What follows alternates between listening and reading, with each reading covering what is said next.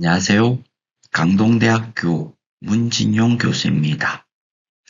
저는 앞으로 5회에 걸친 강의를 통해 인공지능의 기본 이론부터 AI를 활용한 PPT 제작, 공문서 작성, 방대한 문서 검토, 온라인 설문조사까지 실무에 적용할 수 있는 인공지능 활용 노하우를 설명드리려고 합니다. 비전공 일반인을 대상으로 쉽고 실용적인 내용을 중심으로 진행할 예정이니 부담 없이 편안한 마음으로 함께 해주시기 바랍니다. 그럼 지금부터 강의를 시작하겠습니다. 첫 시간인 오늘은 인공지능의 핵심 이론을 간단히 살펴보겠습니다. 분야가 굉장히 방대하여서 어쩔 수 없이 조금만 설명하겠는데요. 일반 분들이 인공지능 AI를 많이 사용하고 계시지만 인공지능에 대한 오해가 있습니다. 인공지능이 사람처럼 생각하고 판단한다고 생각하기 쉽지만 실제로는 전혀 다른 방식으로 작동합니다. 아직 인간의 뇌 작동 원리도 완전히 밝혀지지 않았기 때문에 현재 기술로는 인간의 뇌와 같은 AI를 만드는 게 한계가 있습니다. 이 점을 이해하시면 앞으로 AI를 더 효과적으로 활용할 수가 있을 것 같습니다. 요즘 우리가 인공지능을 굉장히 많이 사용하는데요. 그런 것들 중에 또 대표적인 예의 언어에 관련된 것들이 있습니다. 그래서 예를 들어서 글을 써주거나 아니면 자연스럽게 외국어를 번역해주고 아니면 또 긴 내용을 요약해주는 기능이 굉장히 뛰어납니다. 그런데 여기서 우리가 짚고 넘어가야 될 내용이 있는데 일반 분들이 인공지능에 대한 흔한 오해가 하나 있습니다. 바로 인공지능 AI가 인간처럼 말을 할 수 있다고 믿는 점입니다. 그러나 우리는 아직 사람이 어떤 원리로 말을 만들어내는지 현재 근본적인 메커니즘조차 완전히 이해를 못하고 있습니다. 사람이 말을 생성하는 원리를 모르는데 어떻게 사람과 똑같이 말하는 컴퓨터 시스템을 완벽하게 만들어낼 수가 있을까요?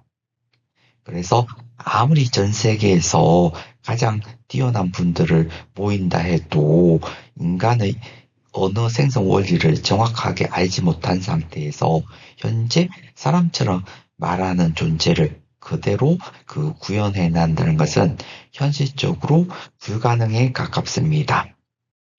그렇다면 인공지능 AI가 문장을 만드는 과정은 실제로는 이것보다 훨씬 복잡하지만 여기는 일반인을 위한 설명 자료인 만큼 시간 관계상 핵심만 간략히 설명드리겠습니다. 예를 들어서 슬라이드에 보시면 만일에 예를 들어서 나는 바벌이라는 입력을 이렇게 주었다고 가정해 보면요. 인공지능은 미리 학습된 거대 언어 모델을 통해서 온라인상의 방대한 데이터를 뒤져서 그 다음에 나올 가장 확률이 높은 단어를 찾게 되는 것입니다. 통계적으로 계산을 해보니까 혼자라는 단어가 올 확률이 92%로 가장 높게 나왔다고 치면요. 그럼 인공지능은 이제 나는 밥을 혼자까지를 한 덩어리로 해서 다시 AI 모델에 집어넣습니다. 그리고 그 다음에 나오는 단어를 찾게 되는 것입니다. 이번에는 맛있게가 96%, 먹었습니다가 80% 같은 식으로 확률값이 나오게 됩니다. 이런 반복적인 과정을 거치다 보면 인공지능 AI는 최종적으로 나는 밥을 혼자 맛있게 먹었습니다. 라는 문장을 완성하게 되는 것입니다. 결론적으로 말씀드리면 현재 전 세계적으로 인기를 끌고 있는 이 생성형 인공지능은 이 사람처럼 언어의 맥락이나 의미를 진짜로 이해해서 문장을 만들어내는 것이 아니고 그저 미리 학습된 엄청난 양의 데이터 안에서 확률 분포에 따라서 다음에 나올 확률이 가장 높은 단어를 단순하게 출력해 주는 것일 뿐입니다. 인공지능의 정의에 대해서 간략히 설명드리겠습니다. 인공지능이란 인간의 지적 능력 가운데 일부를 컴퓨터 시스템으로 구현하여서 데이터를 기반으로 학습하고 추론하고 판단과 행동을 수행하도록 하는 어떤 기술이나 연구 분야를 의미합니다.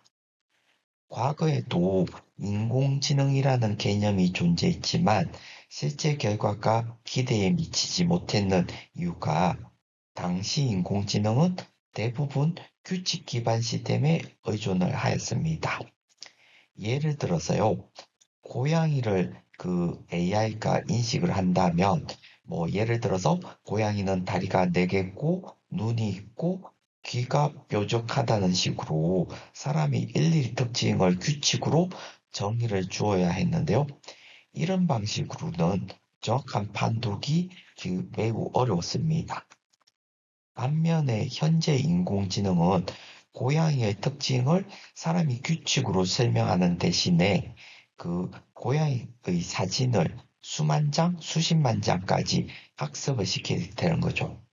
이 과정에서 인공지능이 스스로 패턴을 찾아서 이것이 고양이라고 판독하게 되는 것입니다. 이처럼 규칙 중심에서 데이터 중심으로 전환이 과거의 인공지능과 현재 인공지능을 구분하는 가장 중요한 차이점이라고 보시면 되겠습니다. 우리 삶을 실제로 변화시키고 있는 AI의 사례를 설명드리겠습니다. 먼저 언어와 지능 분야입니다. GPT, 제미나이, 클로드와 같은 LLM의 발전으로 이제 AI는 글을 이해하고 요약하며 사람의 사고 과정을 돕는 도구가 되었습니다. 두 번째는 생성형 분야입니다. 미드저니, 비오, 수노와 같은 서비스들은 텍스트만으로 이미지, 영상, 음악 등을 만들어내고요. 컨텐츠 제작 방식의 패러다임을 바꾸고 있습니다. 세 번째는 시각과 인지 분야입니다. 생체 인증부터 정밀한 어뢰 판독까지 인공지능은 인간의 눈보다 더 빠르고 정확하게 방대한 데이터를 분석하는 데 활용됩니다. 네 번째는 음성과 소통 분야입니다. 11랩스와 같은 TTS 기술을 통해서 사람과 기계의 대화가 더 자연스러워졌고요. 이제는 감정까지 실린 소통이 가능해졌습니다. 마지막으로 물리적 구동인 로보틱스 분야입니다. 이제 AI는 어떤 컴퓨터 소프트웨어를 넘어서 휴머노이드나 물류 로봇처럼 현실에서 움직이고 판단하며 행동하는 단계까지 진화하였습니다. 지금까지 인공지능은 이제 단순한 어떤 기능을 넘어서 우리 삶 전반을 바꾸는 기반 기술로 확장되고 있는 것입니다. 인공지능 기술이 어떤 흐름으로 발전해 왔는지를 잠시 설명드리겠습니다. 슬라이드에 보시면 먼저 가장 바깥쪽에 있는 큰 범주가 인공지능인데요. 영어로는 Artificial Intelligence가 되겠고, 요즘 워낙 많이들 말씀하시니까 보통 줄여서 AI라고 많이들 말을 합니다. 인공지능은 사람이 가진 어떤 사고나 판단, 학습과 같은 지적 능력을 컴퓨터로 구현하려는 가장 넓은 개념의 기술이라고 보시면 됩니다. 이 인공지능 기술은 1950년대부터 등장했지만 그 당시에는 어떤 아이디어와 이론 중심이었고 실제로 활용할 수 있는 기술은 매우 제한적이었습니다. 그 다음 단계는요, 바로 이 머신 러닝입니다. 우리말로는 이거를 머신 러닝을 번역할 때 기계학습이라고 주로 번역하고, 이 머신러닝은 인공지능 안에 포함된 개념으로서요. 이 컴퓨터가 그 사람이 일일이 어떤 규칙이나 법칙을 알려주지 않아도 데이터를 통해 스스로 학습하면서 성능을 개선하는 방식입니다. 이 개념이 1980년대부터 90년대를 거치며 이 점차 발전하게 되었습니다. 그렇지만 이 시기의 머신러닝은 그 어떤 데이터의 양도, 학습할 데이터의 양도 작고 또 컴퓨터 성능도 그 현재처럼 이렇게 강력하지가 못했기 때문에 실제 그 활용 범위가 그렇게 크지 않았습니다.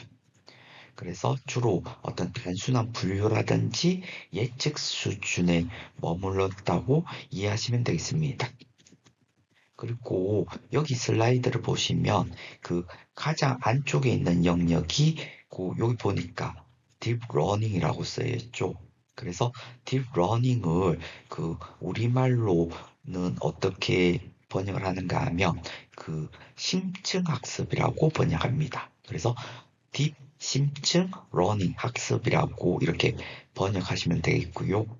딥러닝은 여기 슬라이드처럼 이 머신러닝을 한 서브셋이라고 생각하시면 되겠고, 이 딥러닝의 핵심은 어떤 사람의 뇌 구조를 참고해서 인공신경망을 기반으로 한다고 생각하시면 되겠습니다. 그래서 이 딥러닝은 특히 1910년대 이후로 컴퓨터 성능이 이렇게 향상됐고 대규모 데이터를 이렇게 활용할 수 있는 활용하게 됨으로써 이 딥러닝의 성능이 이렇게 급격하게 좋아졌고요. 이 시점부터 우리가 지금처럼 인공지능이 우리 일상생활에 이렇게 본격적으로 이렇게 등장하게 되었습니다. 그래서 지금 우리가 사용하는 음성인식, 이미지 생성, 영상 편집, 그리고 챗GPT나 제미나이 같은 그 생성형 AI도 모두 이 딥러닝 기술이 기반이라고 생각하시면 됩니다. 요즘 인공지능이 우리 사람보다 뛰어난 성과를 내는 것을 종종 목격하는데요. 그 중심에는 바로 앞서 설명드린 딥러닝이란 기술이 있습니다. 1950년대에 인공지능이란 개념이 처음 등장했지만 왜 하필 지금에 와서야 이런 급격한 인공지능 발전이 가능했을까요? 이 원동력은 크게 세 가지로 설명드릴 수가 있는데 첫 번째는 빅데이터의 활용입니다. 과거에는 상상도 못할 양의 디지털 데이터가 우리 주변에 쌓이고 있습니다. 예를 들면 이 SNS 페이스북에는 하루에 3억 5천 장 이상의 사진이 업로드되고 있습니다. 유튜브에는 매분 100분 이상의 영상이 새로 등록되고 있죠. 우리가 많이 쓰는 일반 PC나 노트북에서는 감당할 수 없는 이 방대한 데이터들이 인공지능을 스마트하게 만드는 훌륭한 학습 데이터가 되는 것입니다. 참고로 설명드리면 우리가 많이 쓰는 챗GPT 있지 않습니까? 챗GPT의 주요 투자자가 누군가 하면 우리가 잘 아는 윈도우 만든 마이크로소프트입니다. 그래서 이 GPT는 이 마이크로소프트 회사의 클라우드 서버인 에이즈 서버에서 작동하는 것입니다. 그리고 두 번째는 앞서 설명드린 어떤 새로운 딥러닝 기술의 등장입니다. 사람의 뇌 구조, 그래서 뉴럴의 연결 방식을 모방한 인공신경망 기술이 비약적으로 발전한 것입니다. 이 인공신경망 알고리즘은 단순히 계산을 잘하는 수준을 넘어서요. 여러분들도 많이 사용해 봤겠지만 이제는 스스로 학습해서요. 어떤 그럴싸한 글을 써주거나 또 그림을 그리고 심지어 작곡까지 해내는 수준에 도달하였습니다. 그리고 세 번째는 바로 그 GPU 하드웨어 기술입니다. 예전에는 그 GPU는 주로 3D 게임용 그래픽 카드로만 사용되었는데 지금은 이 장치가 그 인공지능의 복잡한 영상을 병렬로 처리하는데 최적이란 사실이 밝혀지면서 그 상황이 완전히 바뀌었습니다. 여기서 좀 재미있는 비유를 하나 설명드리면요. 그 19세기 미국 서부 개척 시대에 그 골드러시 그런 거 있지 않습니까? 그때 정작 큰 돈을 번 사람들은 금을 캐러 다닌 광부가 아니고 그들에게 꼭 필요한 리바이스와 같은 청바지를 판 그 사람들이었습니다. 지금 인공지능 시대도 마찬가지인 거죠. 우리가 많이 쓰는 챗GPT나 제미나이 같은 소프트웨어 서비스들이 주목을 받고 있지만 실제로 이 모든 인공지능을 학습시키는데 필수적인 GPU를 만드는 그 엔비디아가 현재 전 세계에서 가장 큰 수익을 올리는 선두 기업이 된 이유와 또 여기 바로 있다고 이해하시면 되겠습니다. 현재 전 세계 인공지능의 그 AI 모델 성능 순위표를 그 일반인 분들을 대상으로 간략히 설명드리겠습니다. 이 슬라이드는 단순히 어느 인공지능이 1등이다 보여주는 자료가 아니고 각 그 빅테크 기업들이 어떤 전략을 선택하고 있는지를 매우 분명하게 드러내고 있습니다. 먼저 이 네 번째 이어의 그 지능 지수, 인텔리전스 인덱스를 보시면요. 현재 이 여러분들이 잘 아시는 오픈 AI의 GPT 5.2 모델이 51점으로 가장 높은 점수를 기록하며 선두를 유지하고 있습니다. 하지만 요 바로 밑에 보시면 컬로드 4.5는 49점이고요. 그리고 그 제미나이 3 프로는 48점으로 바짝 추격하고 있습니다. 다시 말해서 이 최상위권 인공지능 모델 간의 지능 차이는 이제 체감하기 어려울 정도로 매우 좁혀졌다고 볼 수가 있습니다. 여기서 특히 주목할 부분은 우리가 유튜브로 잘하는 구글이라는 회사의 전략입니다. 구글은 지능 점수 경쟁보다는 컨텍스트 윈도우, 다시 말해서 AI가 한 번에 기억하고 처리할 수 있는 데이터의 양에서 그 다른 그 업체에 비해서 확실한 초격차를 만들어내고 있습니다. 슬라이드를 보시면 이 다른 모델을 같은 경우에는 보통 12만에서 40만 토큰 수준으로 머무는 반면에 제미나이 3 시리즈는 무려 100만 토큰을 지원합니다. 이것은 그 100만 토큰이라는 것은 그 한 번에 수천 페이지 분량의 문서나 장시간의 영상 데이터도 한 번에 입력받아 분석할 수 있다는 의미로서요. 대규모 데이터 처리 능력에서 이 독보적인 위치라고 할 수가 있습니다. 그래서 여기서 인공지능에서 토큰이라는 또 용어가 나오는데 인공지능에서 토큰은 그 인공지능이 데이터를 이해할 때 쓰는 그 조각 단위를 의미합니다. 어떤 효율성 측면에서는요. 제미나이 3 플래시라는 모델은 이 초당 처리 속도가 그 203 토큰으로 그 굉장히 상위 고성능 모델보다 훨씬 빠른 응답 속도를 보여주는데요. 동시에 그 프라이스, 비용을 보시면 그 100만 토큰당 1.13달러 수준으로 그 매우 경제적이라고 할 수가 있겠습니다. 그리고 여기 그 인공지능 순위표 제 밑에 줄을 보시면 그 또 하나 눈에 띄는 모델이 바로 그 중국의 딥식 버전 3.2 모델입니다. 이 모델은 그 가격을 보시면 프라이스가 0.32달러로 그 파격적인 가격으로 그 상위권에 근접하는 어떤 지능 점수를 제공하며 그 최고 성능이 아니고 최고 가성비라는 완전히 다른 전략을 선택하고 있는 것을 보여줍니다. 이 인공지능 순위표를 말해주는 내용은요, 이제 인공지능 시장에서는 절대적인 1등은 없고, 대신에 어떤 지능이라든지 그 한 번에 처리할 수 있는 인공지능의 기억력, 그리고 속도, 그리고 그 프라이스 비용 중에서 어디에 가치를 두냐에 따라서 선택이 달라지는 시대가 되었다는 것입니다. 그래서 앞으로는 인공지능을 잘 활용하는 것은 가장 유명한 모델을 쓰는 것이 아니고 목적에 맞는 모델을 선택하는 것입니다. 요즘 인공지능 분야에서 가장 주목받고 있는 그 이슈 중 하나가 바로 멀티모달 파운데이션 에이전트, 다시 말해서 다중모달 기반 인공지능 에이전트입니다.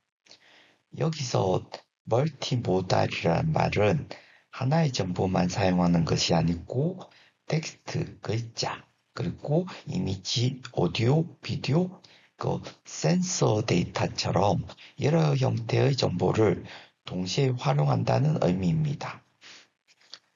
기존 인공지능은 글이면 글, 이미지면 이미지처럼 하나의 입력 형태만 처리하는 경우가 대부분이었는데요.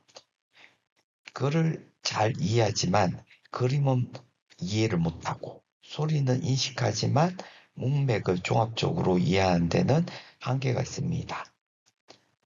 하지만 현재 유행하는 이 멀티모달 파운데이션 에이전트는 다릅니다. 이 인공지능은 글을 읽으면서도 동시에 그림을 보고요. 그리고 소리를 듣고 주변 상황과 맥락까지 종합적으로 이해를 합니다. 그래서 그 여러 감각 정보를 한꺼번에 처리하는 그 사람과 유사한 인지 구조를 갖추기 시작한 것입니다. 이 구조를 보시면 중앙에 하나의 강력한 인공지능 모델이 있고 그 주변에 텍스트, 이미지, 오디오, 비디오 같은 다양한 입력이 연결되어 있습니다.